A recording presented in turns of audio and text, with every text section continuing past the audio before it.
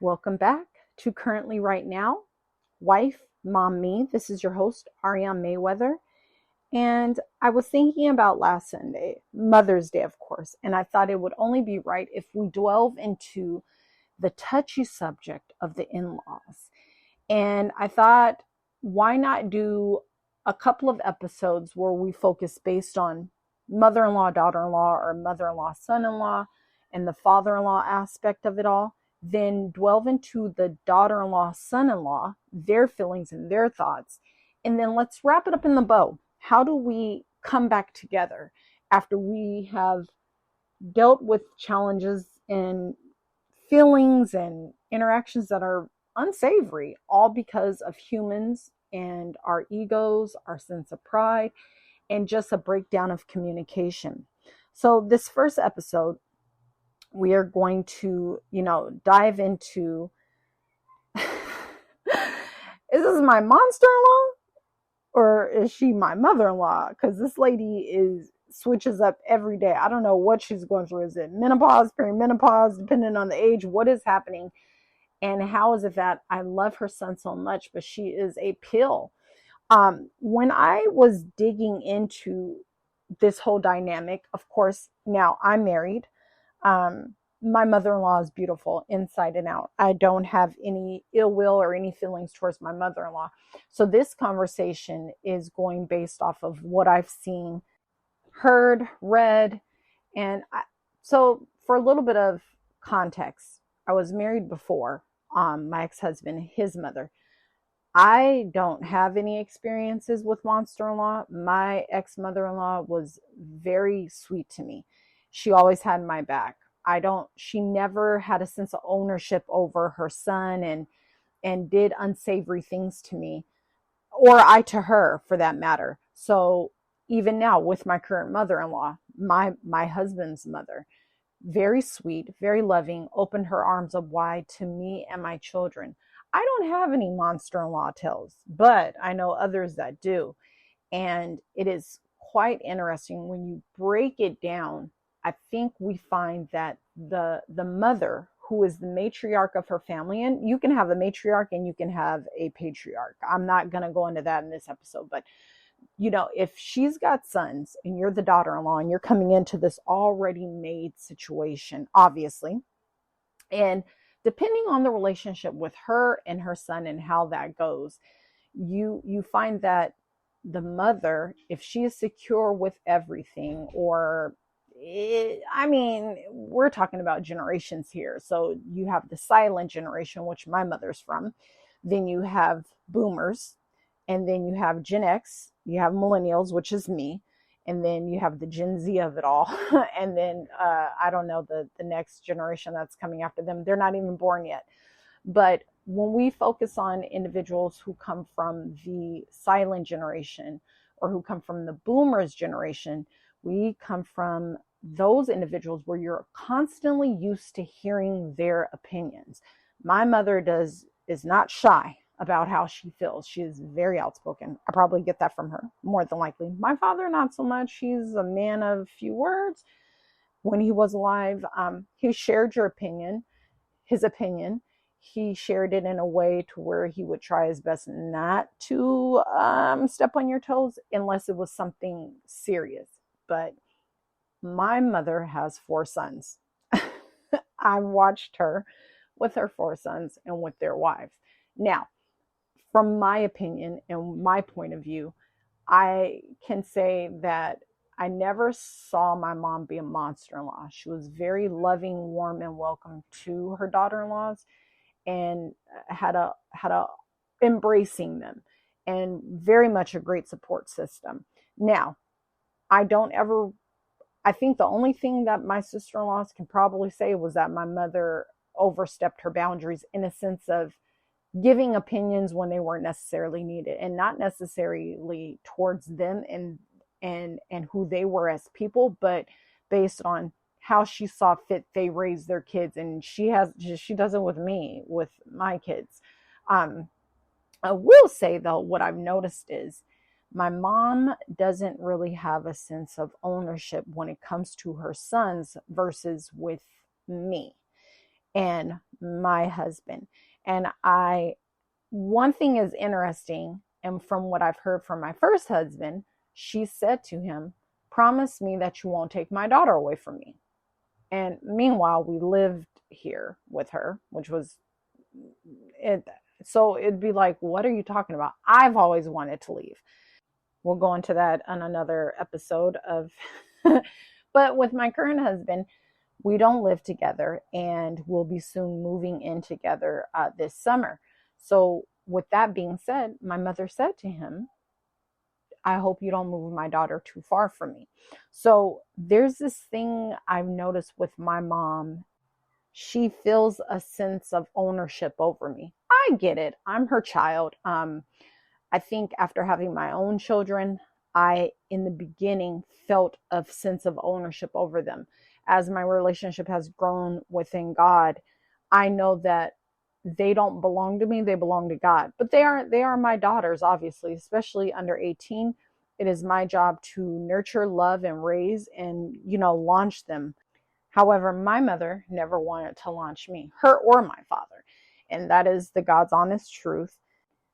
So to pull it back around, I've never seen my mother act like a monster-in-law to my sister-in-laws. Now, if they have another point of view or they have another story, that is for them to tell. They could correct me if I'm wrong, but I don't think I've ever seen it. I've definitely seen overstepping of boundaries and sharing opinion that no one did not subscribe to, but that's just who my mom is, and I'm not making that right on her end. It's just who she is, and coming into it, you understand that Marilyn's got an opinion and she don't give a damn how you feel. And it is basically based on what she thinks you should do within raising your kids, or how you keep your house, or hey, you should be cleaning up, or those types of things. But she's never had a conflict with my sister-in-laws where it was kind of like, dang, your mom thinks she's your wife, or your mom does not like me. I can pretty much speak to the fact that, with my sister-in-laws, when they came into the picture, I was a very young girl. My sister-in-law, Danielle, I was 3 or 4 when her and my brother were together, started dating, but they grew up together. When my brother, Felix, and his wife, Latricia, he started dating her, I think I was about 7 or 8. I had to be 7 or 8. And then they got married.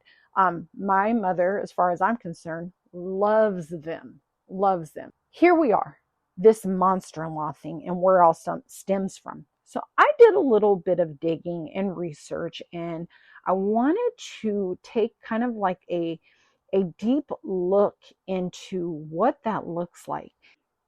So I pulled up an article, and it is from a 2022 US study found that both men and women reported more conflict with their mother-in-law than with their own mothers. Conversely, mothers reported more conflict with their daughter-in-law than their own daughters. So that is from the PsyPost Psychology News. So perceptions of relationships. In a 2011 survey, over 60% of mother-in-laws viewed their daughter-in-law as a daughter or a friend. That's awesome. And right for their son, a right wife for their son. However, nearly 45% felt that the relationship was at best just okay, or they disliked some of the time. So that's from PR Newswire.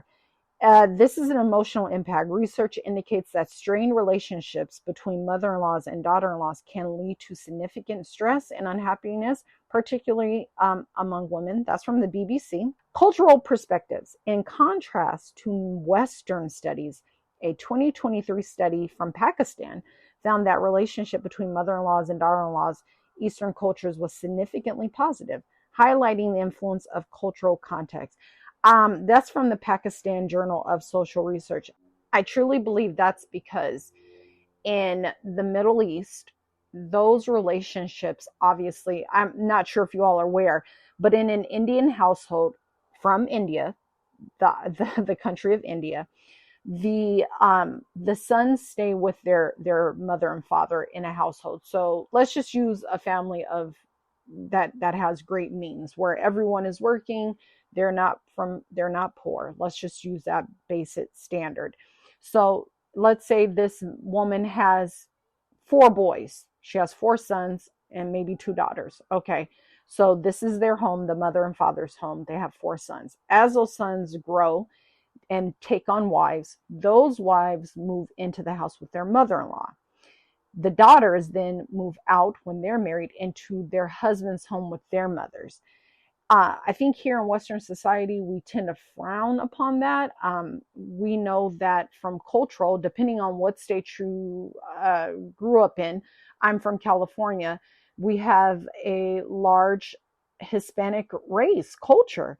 And you often find, because I have neighbors that are Hispanic, their families live with them. And there's nothing wrong with that. I think we come from this point of view where you should move out at a certain age. I don't subscribe to that. Maybe that's because my parents low-key held me back a little bit when it came to that. But there was a time in history where Western culture, you didn't leave the house unless you were married, unless you were given away. It has now become very fashionable since the 70s and 80s, from you leave home, you get an apartment, and probably sooner than that, and you make your own way, and you're a grown woman, and then you get married, and et cetera, et cetera. But I was saying that with an Indian culture in their households, because I think women and people know the hierarchy and the level of respect. This is my husband's mother. This is my husband's father.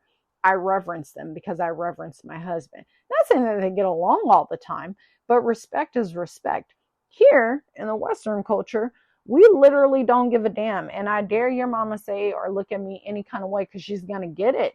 And that is how a lot of women move. And that is not right. And I think we're coming to a time in history where we share too much of our feelings and opinions on both sides. Like I said, my mother is very opinionated, but if she didn't like someone my brother was dating, she would share her opinion. But I think my mother is very happy with her daughter-in-laws. I hope they're happy with my mom. I have conflict with my mother, as you know, the business of mothers and daughters, because my mother shares her opinion, and I probably work my kids' nerves because I share my opinion. So when we look at the mother-in-law versus daughter-in-law, so here's a quote: "Understanding and empathy are the keys to transforming tension into harmony. When 2 influential women in a family can find common ground, they pave the way for a stronger, more united household." And that comes from a quote from a therapist.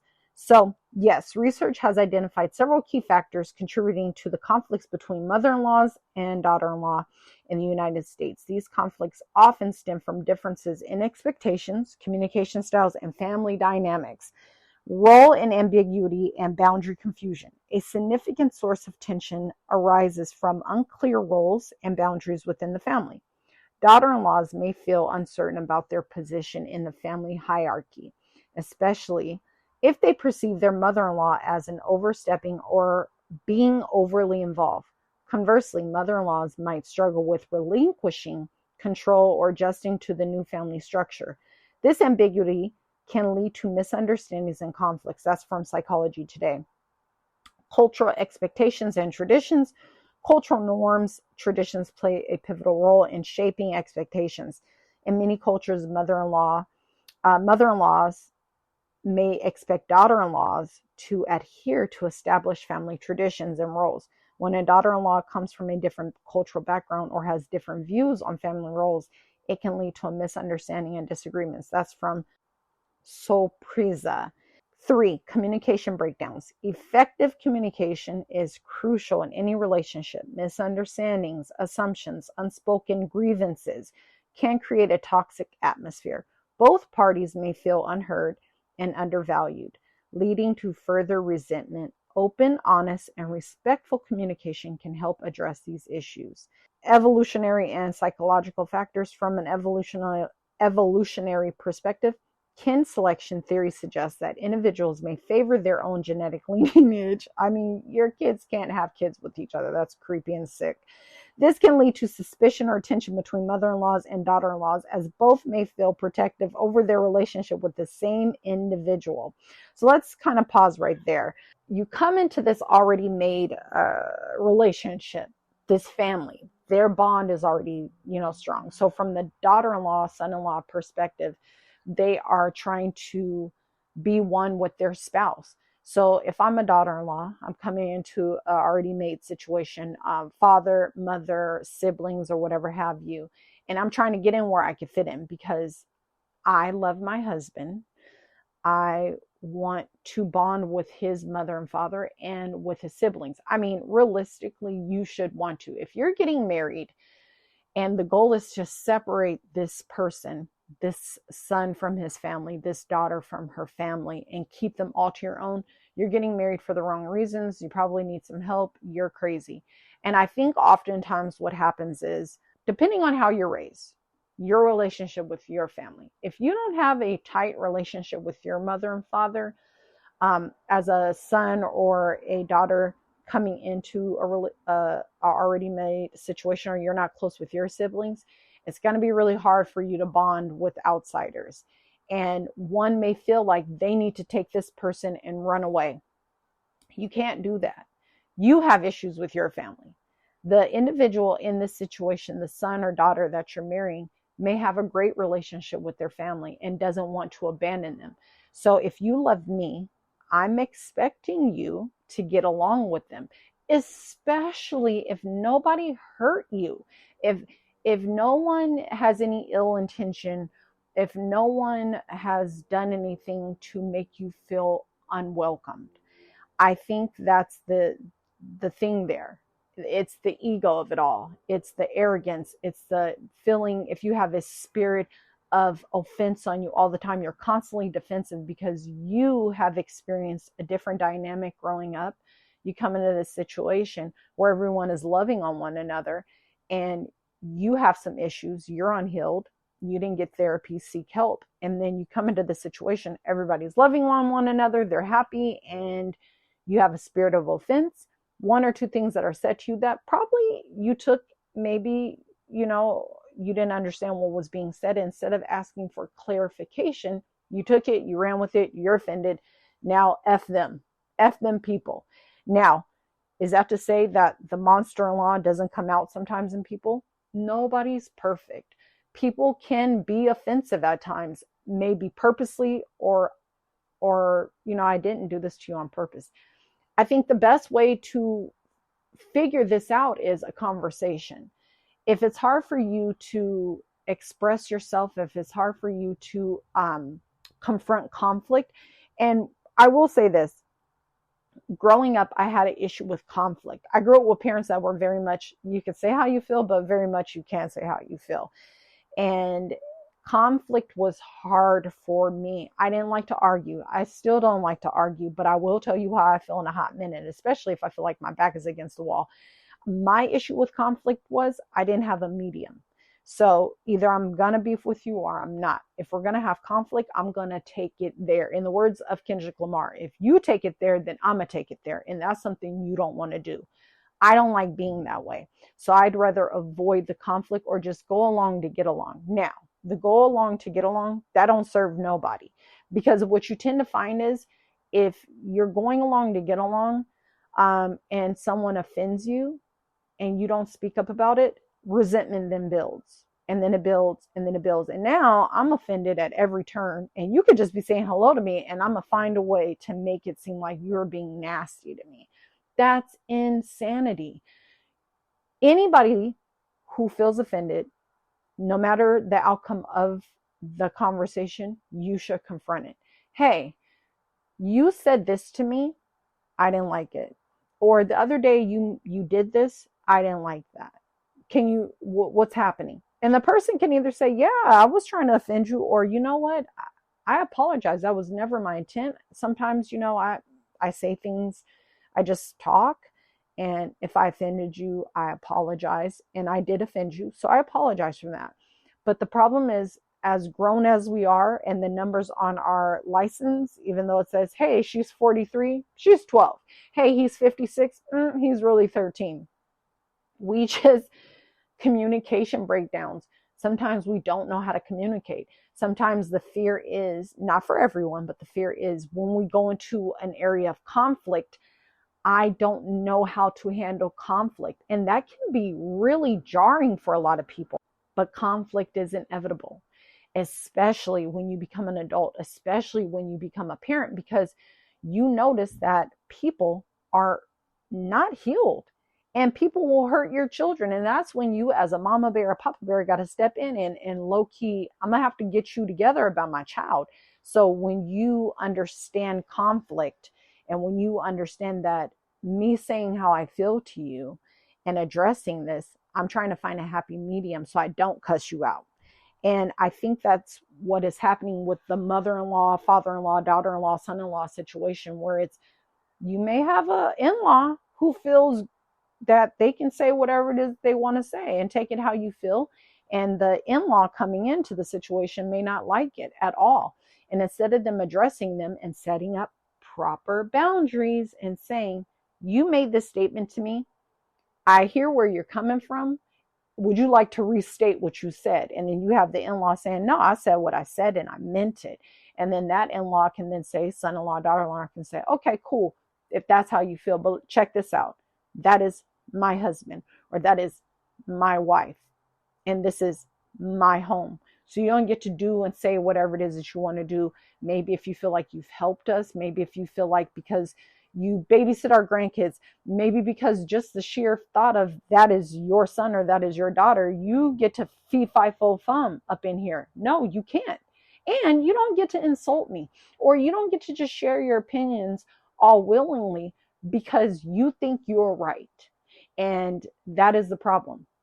We all think we're right. We all think how we feel is right. No, it's just how you feel. But even if you have an in-law that you're assisting or helping out, or you're just coming over for tea and you see them do things with the kids, or you see the way that your daughter-in-law, son-in-law is interacting with your daughter or your son, and you don't like it, pipe down. If nobody's being abused, if no one is being talked to crazy, and even in that sense of being spoken to crazy, you weren't there for the before show. You're here for the now after show.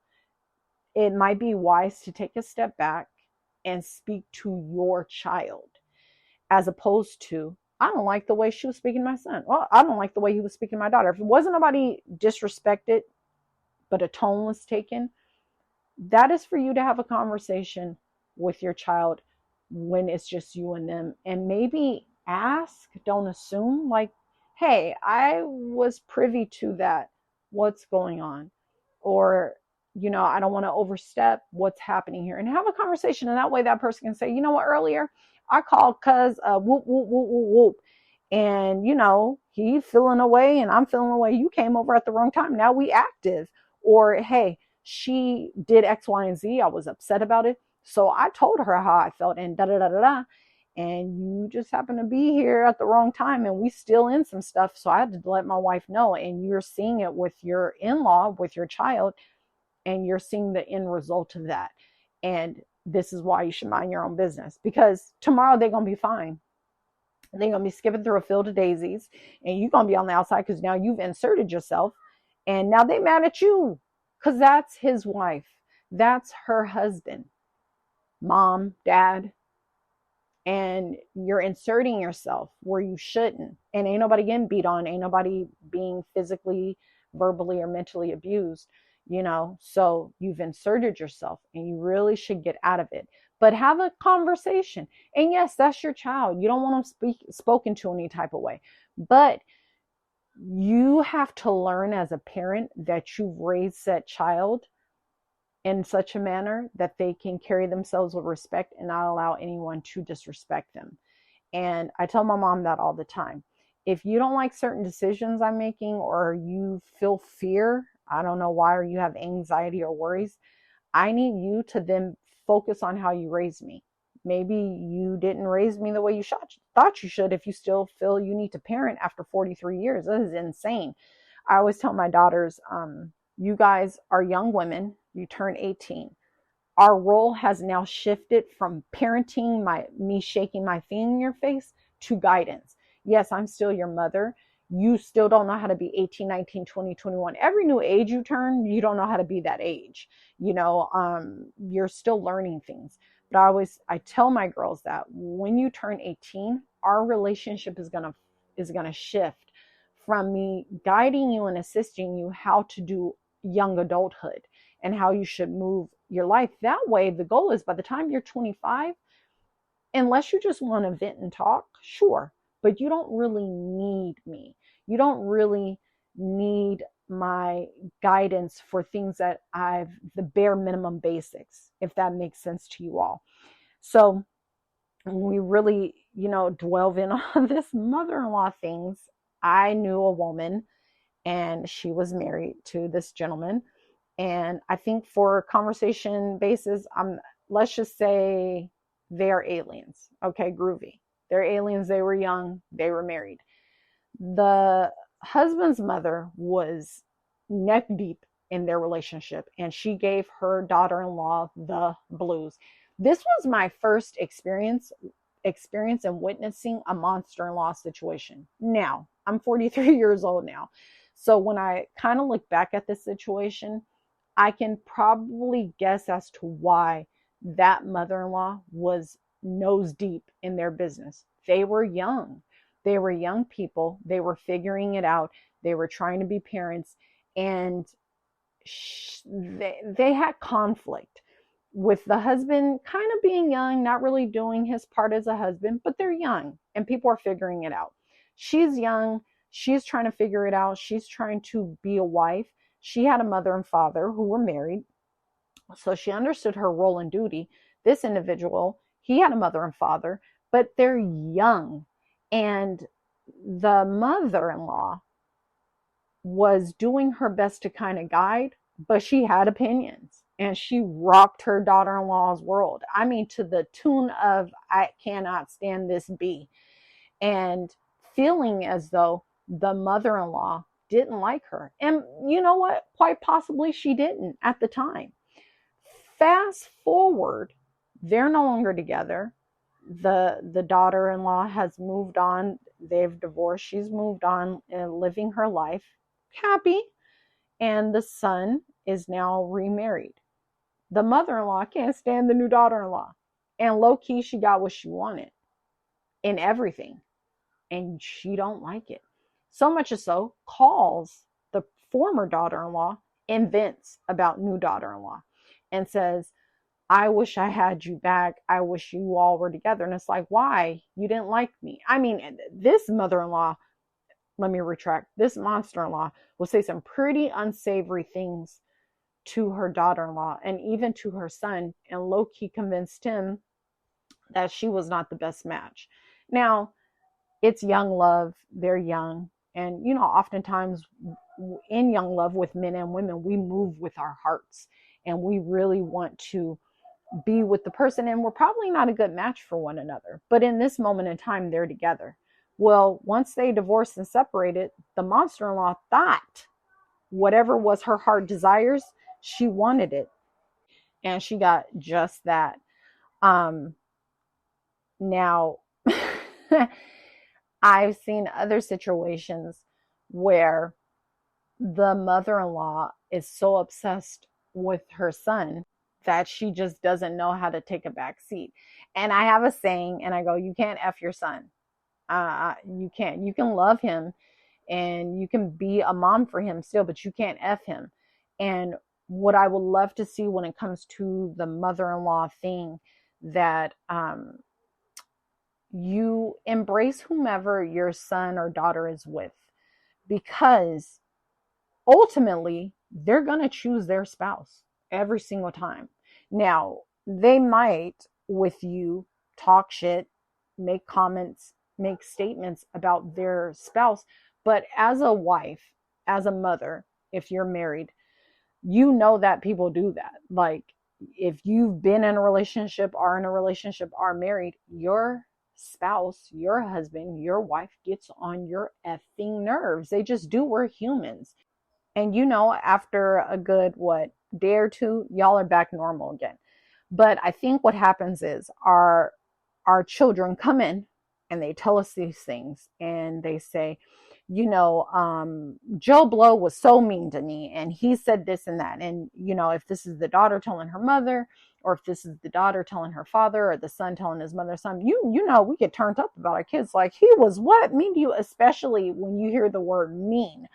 Um, and you're like, mean how? And they're like, well, the other day I said da da da da da, and he responded with yada yada yada, and now it's so mean. He's mean to me. Or it's like, wow, not, she don't do this, she don't cook, or she don't clean, or she doesn't make me a lunch, or whatever it is. So boom, the mama bear, the papa bear is activated.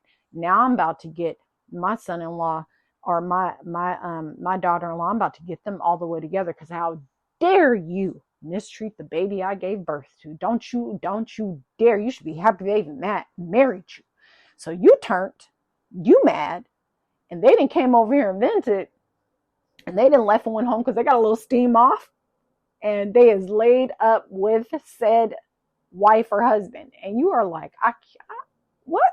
So you mad. They not mad no more.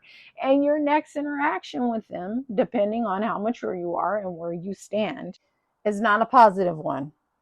Because now, if you got a child that likes to talk and likes to tell their spouse how you, the mother or father-in-law, feel, don't do that, because you're going to cause conflict where there shouldn't be. If your mother and father, if you, the son, the daughter, and you have shared with your parents what is happening, and now you are happy now with your spouse, but in the midst of you sharing that anger and frustration, and you go back after you and your parents have sat around and talked good mess about your spouse, your husband, or your wife, don't go home once you and your wife are talking again and you're trying to figure out the issue. Don't go in there and be like, yeah, my mama said you wasn't shit, or my daddy said I shouldn't have married you, or etc., or whatever the case is. Don't share your parents' opinions with them, because you're going to cause resentment. You're going to cause more conflict when the situation should just literally end. And parents, you have to be mindful the opinions you are sharing with your child when they are married. That's between you and your husband, or you and your wife.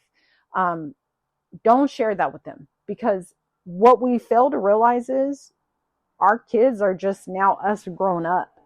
And for some strange reason, I guess the way we find common ground, or find camaraderie with one another, is banding together against a common enemy. So if I was venting about you and I share that with my parents, and they in turn share their feelings and thoughts about you, not the situation, and then I go home and share that with you, like, yeah, my daddy said you wasn't shit, or yeah, my mama said I shouldn't have married you, or vice, whatever the case may be, but it's now we're happy.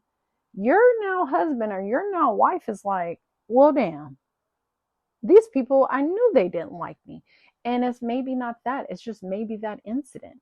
And now you've shared it with your spouse, because now y'all are cool and you're trying to be, you're trying to be one with them again, and you're skipping through a field of daisies. Now Sunday dinner, or now at so-and-so's birthday party, and now at so-and-so's game or citizenship award, you side-eyeing your in-law hardcore, whether that be the husband or the daughter-in-law. You are now side-eyeing your mother and father-in-law, and you are like, yeah, he told me what you said about me. So now you short. Now they're like, oh, you dressed the baby cute today. And you're like, you thought I wasn't ish. I mean, it continues and it grows and it goes on and it goes on. Versus you and your husband, mom-in-law, dad-in-law, you two hearing what your son has to say, listening intently. And I guess when you come from a purpose of y'all's marriage is important, whether or not you love your son or daughter-in-law, that's who they married. It just is what it is now. And again, if it's not a toxic situation, if the person isn't getting beat, if they're not being abused, if drugs or alcohol isn't, being abused in this situation. This is just a normal, everyday, we're human conflict, as opposed to you and your spouse listening to your child and their conflict and trying to help them break it down. Okay, well, why was she mad that she left a sock on the floor? And he's like, I don't know. She stayed going off on me about leaving socks on the floor. If I'm a mama, I'm like, so son, daughter, what? You leave your clothes on the floor? Yeah. She's home, or that's her chore. She loves doing the laundry. It's like, yeah, son, daughter, but why would you do that? Because if she also has children to care for and she's washing everybody's clothes, how far is the laundry basket from where you lay your socks? Is it not nothing where you could just pick your items up, your dirty clothes up, and then put them in the dirty clothes hamper? She's already washing them. I feel like as the mature people in the conversation, if your child is coming to you and sharing with you their grievance with their spouse who isn't there, we're talking behind their back.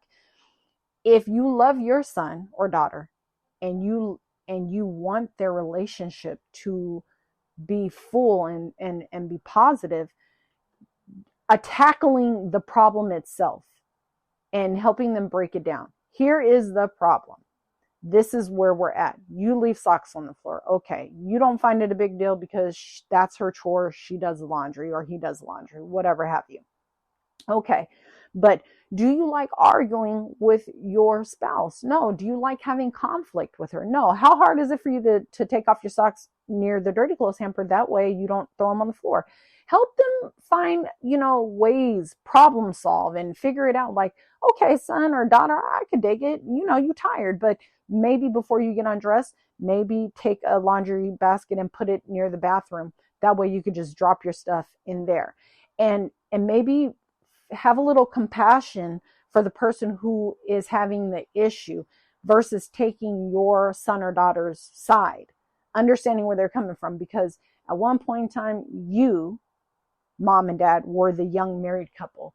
You were the two people learning to get along in a household without your parents there, and you're trying to life it up. You're trying to be an adult and figure this married thing out.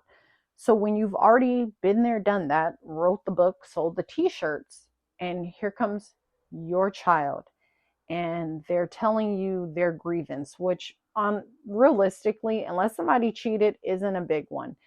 And, they're having normal everyday conflict about roles and who does what and what is bothering them. And, we're kids when it comes to our parents, realistically, and we're sharing our problems. And as the adults in this situation, you could offer light, you could offer tools. You could say, well, why don't you, as opposed to doing XYZ, maybe try this? And help them figure it out. Because often when we're in it and we're going through it, we don't want to hear none of that. It's like, please, I'm mad at this girl. I'm mad at this man. I don't want to hear that. But once we take a step back and we drive home after listening to that advice that was given to us, and we, aired our grievances and got it off our chest, and you start to think about it like, well, she does do the laundry. Or he does cook. And would it be a big deal if I stood by the laundry basket and threw my socks and drawers in it, as opposed to on the floor in the bedroom where he has to come and pick it up or she has to come and pick it up? Would it be too hard of me to make up my side of the bed when I know I get up and leave before this person, if that's what they're asking of me? No, my mom and dad are right. I shouldn't, make more of a mess, or if my wife or husband has asked me to do X, Y, and Z, I should do that if it's going to help them in the long run. Because when you come from that perspective of mom, dad, and we're married and we understand, and this is our child, we love them and their happiness means more to us than anything, why not offer tools to this conflict? Offer help, as opposed to in the midst when your child comes in and they're stark, raging mad, you helping tearing them down. The goal should always to be building up.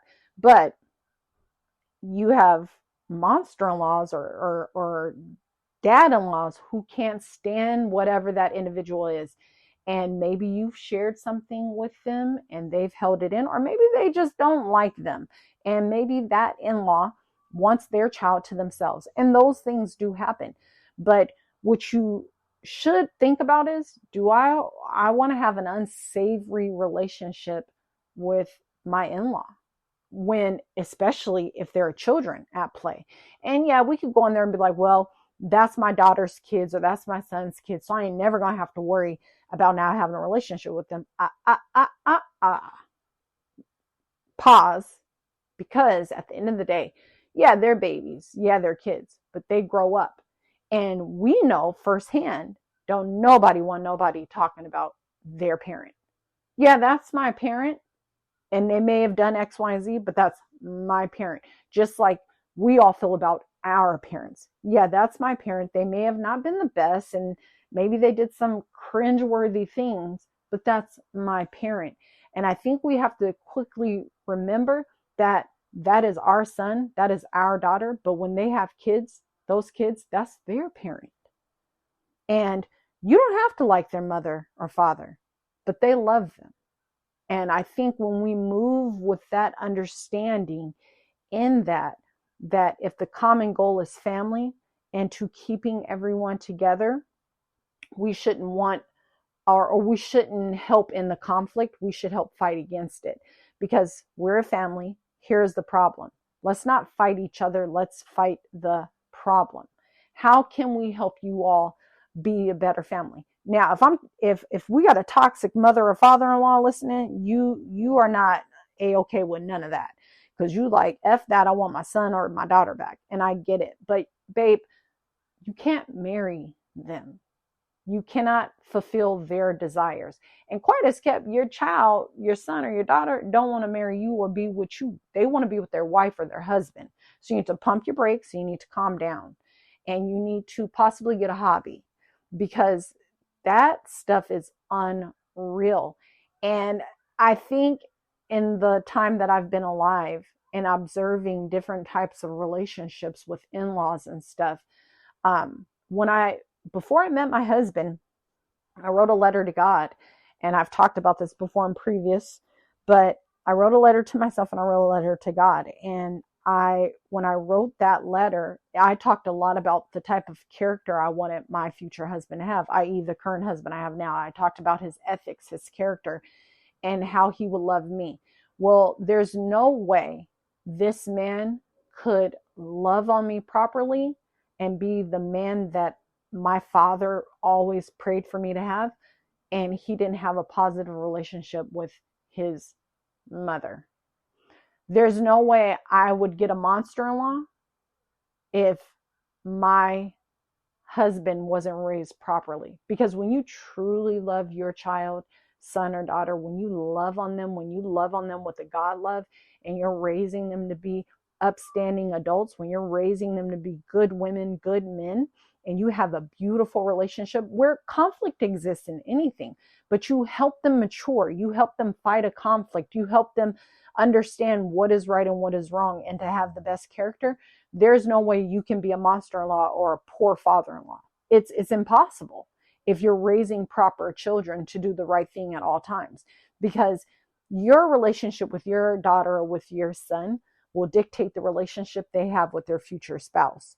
And we see that all the time, where we have fathers who are absent from their daughters' lives. And you have a lot of men saying now, like, I don't want to date a woman if she doesn't have a good relationship with her father, or if her mama had 80 babies and daddies and her father's not around, or she has a toxic relationship with her dad.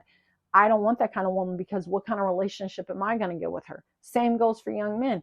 If I have a mom who has never been married before, and maybe she has a few baby daddies, or maybe, she hasn't healed from that, she's going to raise her son to love her. She's going to raise her son. She's going to raise something else, but it ain't going to be a proper husband. Because what I have seen is when men have horrible relationships with their mothers, or when girls have horrible relationships with their fathers, that will translate into a unhealthy marriage. Now, it's always wise to go get help. And I think, unfortunately, with the Black community, we shy away from that. We will go to the doctor for other things, our knee hurts, our head hurts, our ears hurt, etc. But when it comes to our mental and emotional well-being, and you have some trauma happen to you throughout your life, and just to kind of give yourself some tools on how to work through that, we rather not confront those things. And I think people have a really unhealthy fear of a therapist or a psychologist when they're just your emotional and mental well-being doctor. That's it. And I think people have to learn to have wisdom and discern to go and talk to someone.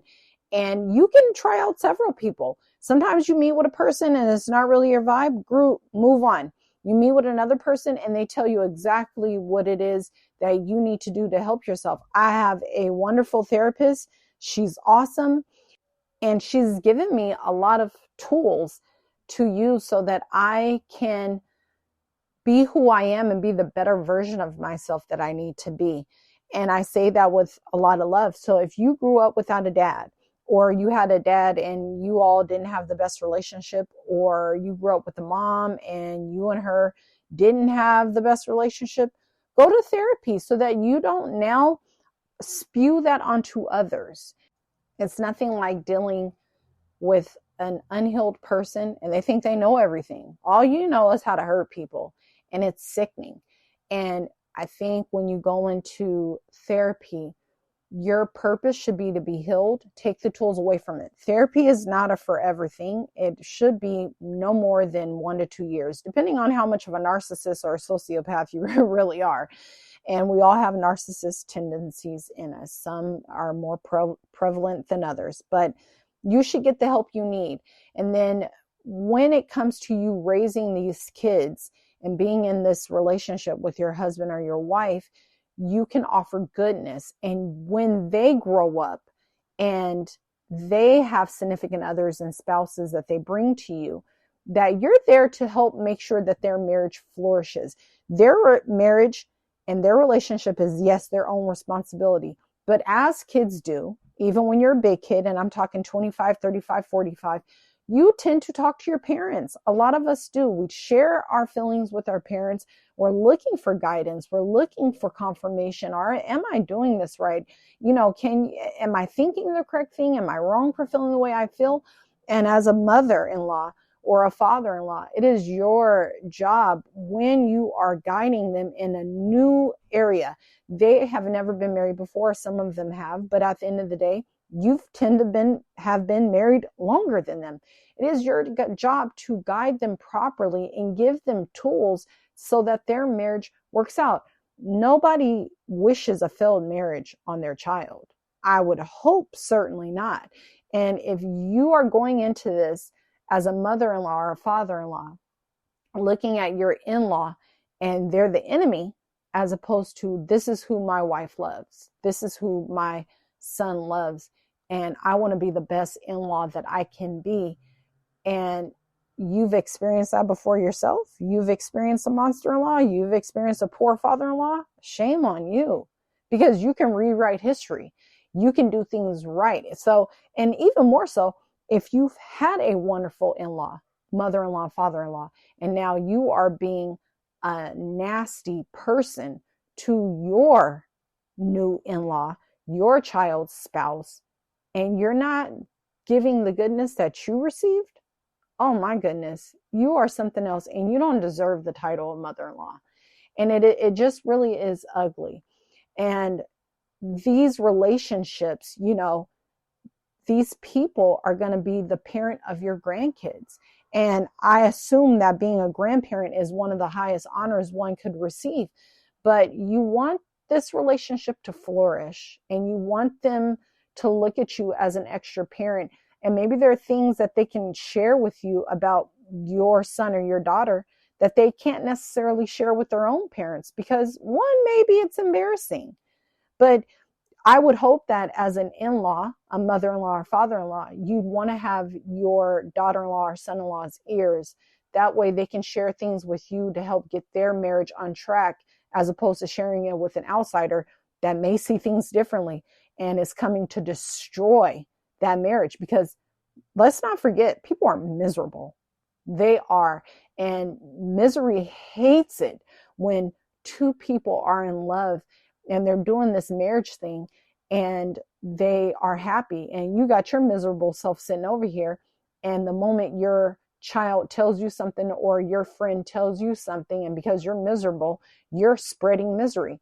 You want to be a constant for your in-law. Sometimes relationships work based on how the people are receiving people, and sometimes they don't work based on how the people are receiving people. And if as a mother-in-law or a son or a father-in-law, you're opening up your love and your heart and your home to receive this person, you can be a great mentor to that person coming into this family and coming in to want to love and be a part of it. And you can give that love and be that mother-in-law or that father-in-law that person needs. And they are married to your child. Why not? So let's kind of wrap this in a bow for you monster-in-laws out there and you father-in-laws who are just awful. But I pray that if you are a mother-in-law and you have maybe been, or your father-in-law, you've maybe been unsavory to your in-law coming in, and you're listening to this, I ask that maybe, if nothing was really done to you, maybe you take a step back. Maybe a conversation is needed with your child and their spouse to maybe mend the bridge and fix things. Because I think anything can be fixed. I think with a true, sincere apology and a sincere, positive actions moving forward, any and everything can be fixed. And time does heal all wounds. It just takes time and it takes positive effort. So with that, I'm going to leave you with a few quotes. So this particular quote says, "A mother gives you a life. A mother-in-law gives you her life, her child." That's from Amit Kalantri. "My mother-in-law you may be, but a friend in you I'll always see." That's unknown. "Once blessed with a wonderful mother, twice blessed with my mother-in-law." That's from Danielle Carson. "A mother-in-law is the center of a family." Liz Dawson. And here is the last quote.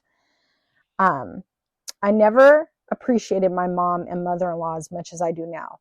It's just very comforting to have them around." Heather Ray El Musa.